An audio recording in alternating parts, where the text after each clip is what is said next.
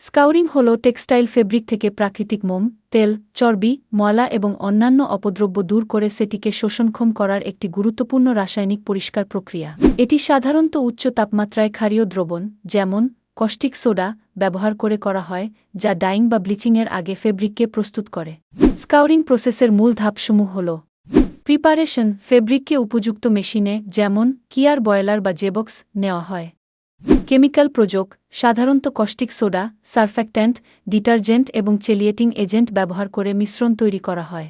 তাপমাত্রা ও সময়, মিশ্রণটি সাধারণত 100 থেকে 110 ডিগ্রি সেলসিয়াস তাপমাত্রায় কিছুক্ষণ রাখা হয়, যাতে তেল বা চর্বি সাবানায়িত হয়ে অপসারিত হয়। ওয়াশিং ও ফিনিশিং, গরম ও ঠান্ডা পানি দিয়ে ফেব্রিকটিকে ভালোভাবে ধোয়া হয় যাতে ময়লা ও ক্ষার দূর হয়। স্কাউরিংয়ের উদ্দেশ্য শোষণ ক্ষমতা বৃদ্ধি, ফেব্রিককে হাইড্রোফিলিক করে তোলে, ফলে রং ভালোভাবে ভেতরে প্রবেশ করে। স্কাউরিং ফেব্রিকের মোম ও তেল জাতীয় উপাদান দূর করে।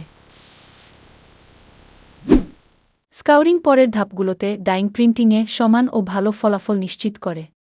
তুলার কাপড়ের ক্ষেত্রে স্কাউরিং একটি অপরিহার্য প্রিট্রিটমেন্ট বা ওয়েট প্রসেসিং ধাপ। ভিডিওটি ভালো লাগলে লাইক ও সাবস্ক্রাইব করতে ভুলবেন না।